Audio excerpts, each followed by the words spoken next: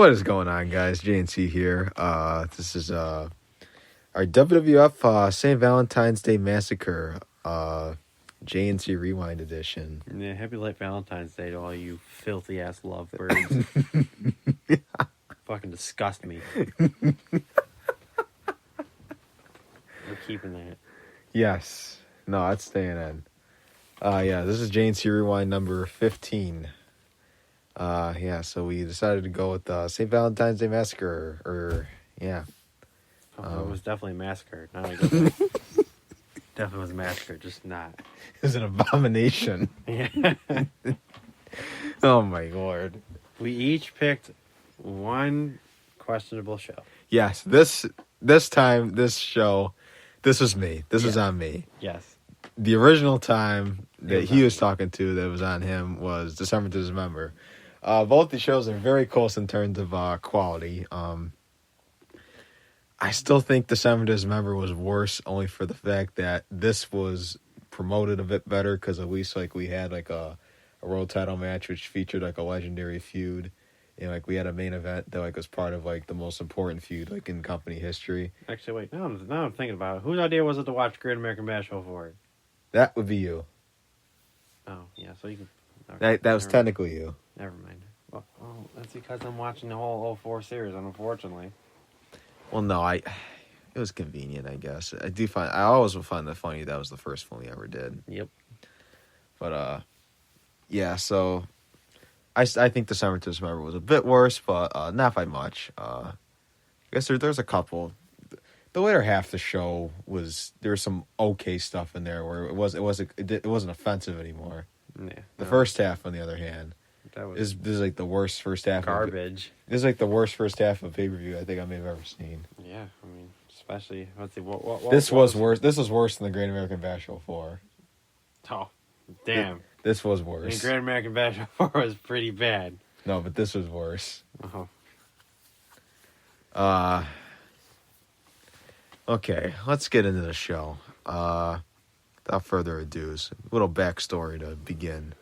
So the main story here is the continuation of the McMahon-Austin feud at the previous month's pay-per-view event, the Royal Rumble of 1999. Going to get the first cheap plug out of the way. The Royal Rumble of 1999 is an event which we did cover in full detail last month as part of our Royal Rumble string of JNC Rewind. So if you haven't already, go ahead and check that out. Timeless, always perfect time to check those out. I know we're past the Rumble now, we're past that season, but always makes for a good, entertaining listen. So go ahead and check that out if you haven't already. So Vince McMahon had eliminated Steve Austin to win the Royal Rumble match after all of the shenanigans you could possibly think of.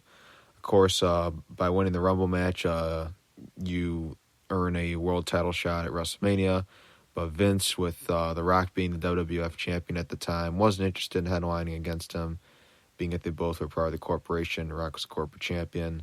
So on the January 25th, 1999 edition of Monday Night Raw, the night after the Rumble, Vince would announce that he was vacating his WrestleMania opportunity. However, WWF Commissioner at the time, Shawn Michaels, would tell Vince that if the winner of the Rumble match is incapable of competing, then the runner-up takes their place. And the runner-up, as alluded to earlier in the final two, was Steve Austin.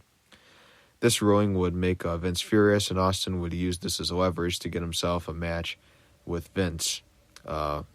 So on this night, we'd see Austin and McMahon in the main event inside a steel cage. Of course, also in the steel cage, Austin was even willing in order to get this match, Austin was willing to put his WrestleMania opportunity on the line as well. The other notable feud during this time period was between The Rock and Mankind, a continuation also of another rivalry, as these two would fight once again. The feud had begun back in November of '98 at that year's Survivor Series. The Rock had won the WWF title after a very Montreal Screwjob-like finish where the bell would be called for and Mankind would lose the match by submission, even though he didn't actually tap out. At the next month's pay-per-view event, Rock Bottom, Mankind would beat The Rock with the Mandible Claw, but Vince would basically rule that he may have won the match, but he didn't win the title because Rock passed out with the claw and didn't actually make him submit. But then on the January 4th edition of Raw's War, we'd see Mankind finally win the World Wrestling Federation Championship for the very first time by defeating The Rock. But he then go on to lose a few weeks later back to The Rock at the Royal Rumble event, following more controversy when he lose an I Quit match where the only way to lose is by uttering the words I quit. And you'd hear Mankind indeed say the words, but it was later revealed by Mankind himself that it was a previous recording of himself saying the words earlier that night on Heat. Speaking of Heat, that brings us to our next part of this rivalry. During the Super Bowl 33 halftime show, Halftime Heat would air an empty arena match between Rock and Mankind for the world title. And Mankind here would win the WWF title back by trapping Rock underneath a forklift and getting the pin. So this show would mark the last stop, so to say, on the road to WrestleMania 15. So there'd need to be a definitive champion heading in. So we'd have a last man standing match here between the two. So this is St. Valentine's Day Massacre of '99. This was, of course, put on by the World Wrestling Federation on February 14th of 1999 from the Memphis Pyramid in Memphis, Tennessee, in front of a sellout crowd of 19,028. This had a buy rate of 450,000, which is that is insane, considering the fact that, they're doing 450,000, just under 500,000 buys, for this kind of a show. That's just mind-blowing to me. Then, of course, we had Jerry the King Lawler and Michael Cole as your commentators for this event. Video package to start out for this show was downright hilarious to me. Between the Austin McMahon stuff that they kept showing and the music that they were just playing throughout this, I don't know, it just made me laugh. It was just funny. So our opening contest here was a singles match. Featured Blue Dust versus Gold Dust. We're off to a great start. This is by far the worst pay-per-view opener I've ever seen. I don't know what the hell this was. Blue Dust, of course, in case you're wondering, was the Blue Meanie trying to, I guess, be Gold Dust. Instead of wearing gold, he wore blue. It's probably just the simplest, best way I could put it. Gold Dust would hit the curtain call and get the pin. Following the match, Gold Dust would hit Meanie with the Shattered Dreams. Gold Dust won 3 minutes, 7 seconds, minus 3 stars. What was that neck break? What was that other move called? Because he didn't win off the Shattered Dreams. Oh, no, I meant, I said, did I say that he won? Or I thought I said it's following the match you did it. No, I think you said he... Oh, no, I meant to say if I did mess it up, I'm sorry. Goldust, he hit the curtain call and got the pin. No, then he hit the Shattered Dreams after the match. I don't know what I said. I was just trying to get to the chase, so I'm sorry. Minus 3 stars. First ever time in this program we've had a minus star match. But yeah, this was definitely worthy of that. Man, we're on a roll. We had our first great women's match in these eras not that long ago. Oh well, yeah. The first good women's match that we've done in these rewinds did that on the 2001 JNC Rewind. That was last week's show. And then we have our first minus star match. Like, man, we are hitting some milestones today. It wasn't a women's match though, so at least that's good. Yeah. Yeah, because we definitely don't want to do that. No. So next we'd have the WWF Hardcore Championship match between Bob Holly and Al Snow. This was for the vacant Hardcore title. Both men were part of the Job Squad. Bob Holly was no longer Sparky Plug, but he hadn't fully transitioned into Hardcore Holly just yet. He was just Bob Holly. Yeah, but I think this was the beginning of Hardcore Holly, yeah. They'd fight through the crowd, make their way outside the building, hit each other in the head with everything they could get their hands on. Al Snow at one point was choking Bob Holly with barbed wire. He'd say that he wanted him to meet his girlfriend Barbie. Ha ha ha. So, I get that this match. I get that this match is rather all over the place in more ways than one, but Michael Cole couldn't help but state the obvious several times throughout this. Not his best night on commentary. I mean, he's still relatively new at this time, like I guess kind of to this, but yeah, kind of, but yeah, not his best night. It's not the first time he kept stating the obvious during the show. So no, as I said, he did this throughout, but in particular this match, he'd state the obvious, and he'd just say like. There's also be times where there'd be a lot of moves done and stuff, and like he wouldn't even really call the move. He'd just say, what up, whatever, and whatnot. But in the end, Howie would wrap Snow up in some chain fence stuff, and would pin him to, and he'd be the new hardcore champion. 10 minutes, 2 seconds, star and a half. Man, that was 10 minutes? Yeah.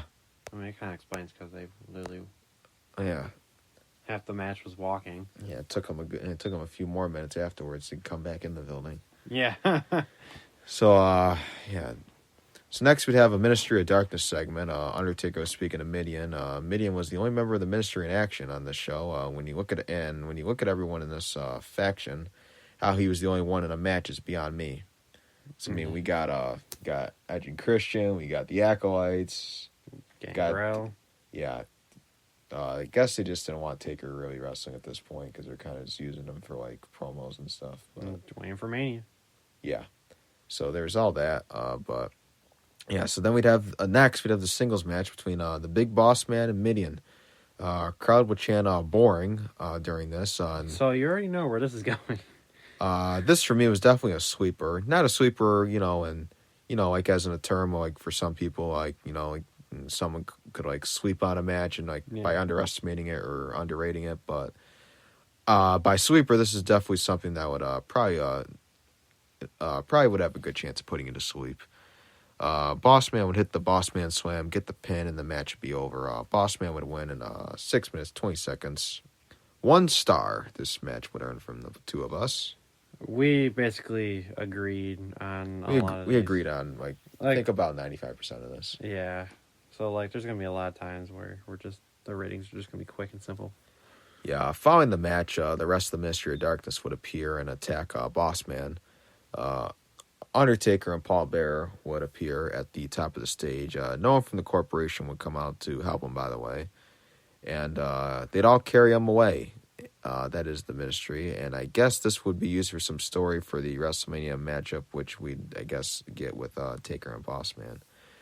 So then we'd have a backstage interview with Mark Henry, D'Lo, and Ivory. Then after that, nothing really to say about that. We'd have a tag team match for the World Wrestling Federation World Tag Team Championships. It'd be Jeff Jarrett and Owen Hart with Deborah in their corner versus D'Lo Brown and Mark Henry with Ivory in their corner.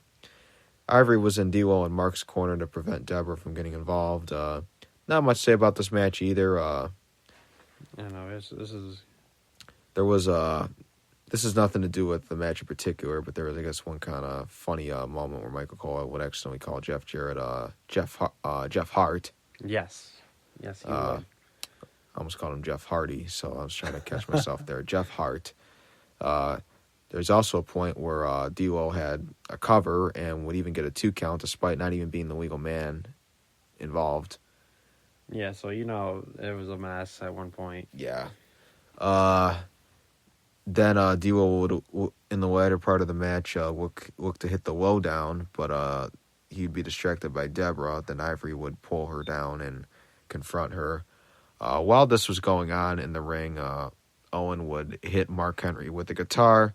Jarrett would apply the figure 4 with the pieces of the broken guitar all over the mat in plain sight of the official. You can clearly see that.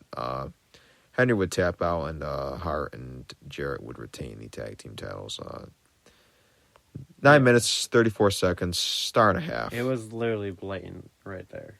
And because I remember at first, I could see him. He's trying to get some of the pieces out of the ring, but then the rest of it was just there. Yeah, and it's I don't get that sometimes. It's sometimes with the mist, it's you just see a guy's got green all over his face and whatnot, and then it's then they're just oh, how did that get there? It's I don't know. It's just it's stupid to me. Oh, it's common sense. Then there's a Mankind interview where he talked about the Last Man Standing match that would take place later in the night. Not really anything special to say about that one. This little thing. Then we'd have an Intercontinental Championship match with special guest referee Billy Gunn. It's Ken Shamrock defending against Val Venus with Ryan Shamrock in his corner. This story. Just so many oh my god, it's hard to I don't even want to. See, I won't even talk about it. I know that's what we're supposed to be doing, but it's just I don't know. Point is, I guess what we could say, another terrible match. Went on for far too long. Oh yeah, man, it felt forever. Throughout this Ken Shamrock